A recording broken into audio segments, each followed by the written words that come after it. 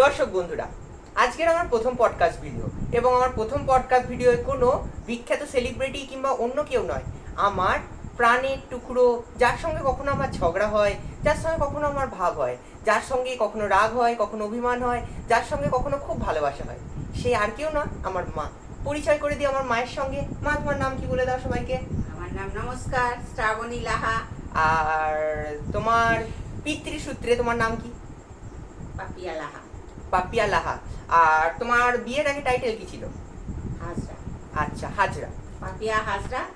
তো আজকের পডকাস্টটা বেস্ট হবে সামথিং কিছু কোয়েশ্চেনের, বেশি বড় হবে না। আর আজকের পডকাস্টের পর তোমরা যদি আমার ভিডিওতে আসতে থাকো, তাহলে সবাই কমেন্ট বক্সে কমেন্ট করে জানিও, তাহলে তোমাদের সঙ্গে আমি পডকাস্ট শুট করতে পারবো। আর এই নতুন প্রজেক্টটায় সবাই আমাকে হেল্প করবে। ধন্যবাদ। তোমার প্রথম প্রশ্ন, তোমার জন্ম কোথায় হয়েছিল?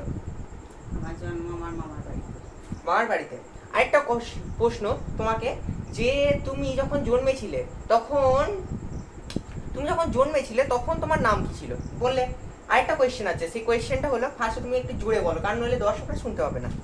প্রশ্নটা হলো, ছোটবেলা তোমার পড়াশোনা ভালো লাগতো না খেলাধুলা?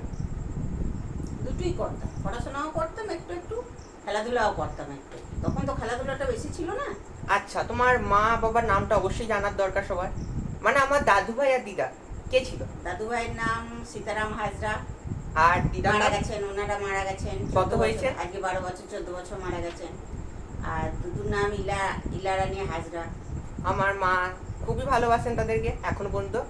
আর তোমরা ক ভাই বোন? আমরা 3 বোন। 3 বোন। আচ্ছা। আর তোমার খেলাধুলা বলতে কি ভালো লাগতো?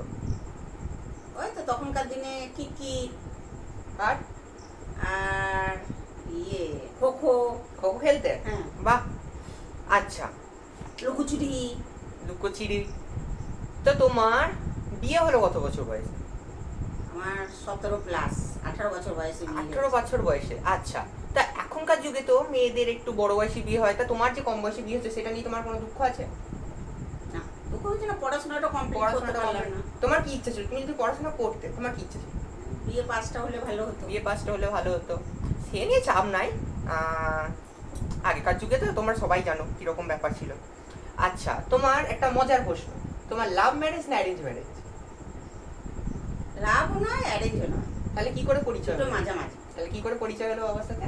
বাবার সাথে বাবার পছন্দ হয়েছিল, দেখেছে দূর থেকে। আর একই গ্রামে?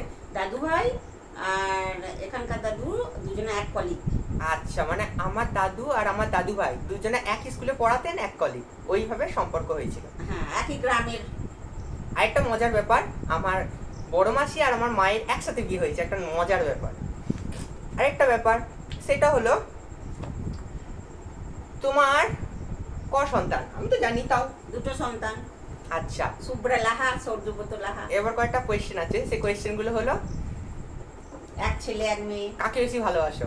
এই দুজন কি ভালোবাসা, এক ছোট বড় কিছু আছে কি? দুজনাকেই সমান।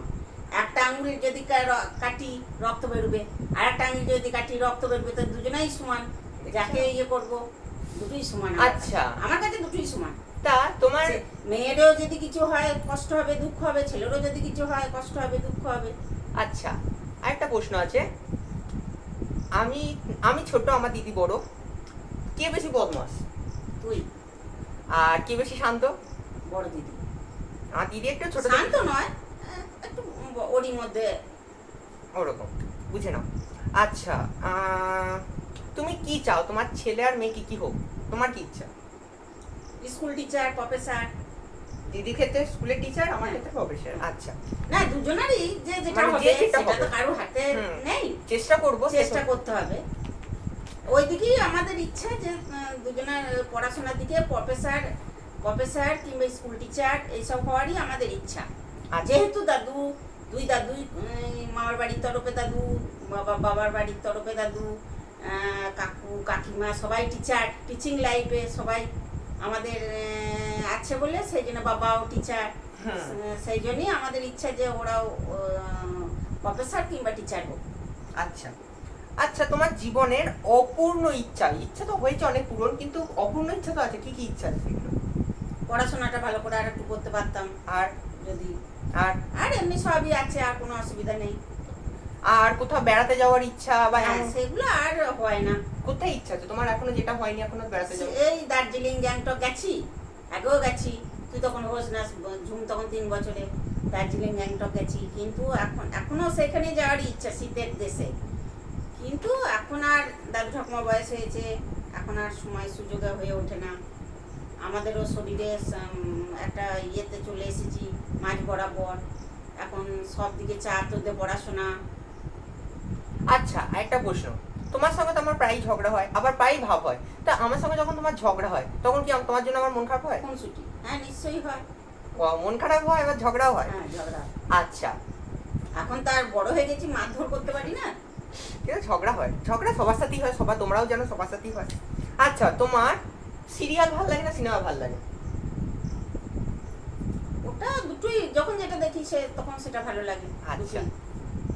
বাংলা সিনেমায় দেব না জিৎ কাকে পছন্দ? না প্রসেনজিৎ, তোমার তো আর প্রসেনজিৎকে পছন্দ আমি জানি। আমার প্রসেনজিৎ ওইসব না, আমার উত্তম কুমার, সুচিত্রা সেন, ওদেরকে পছন্দ বেশি। আচ্ছা, দারুণ উত্তর। আচ্ছা, একটা সবার প্রশ্ন, তুমি কি মিশুকে না ইন্ট্রোভার্ট না এক্সট্রোভার্ট? না, মিশুকে। খুব মিশুকে তাহলে। আমি মিশতে ভালোবাসি, কথা বলতে ভালোবাসি, গান শুনতে ভালোবাসি, গল্প বলতে ভালোবাসি, গল্প শুনতে ভালোবাসি।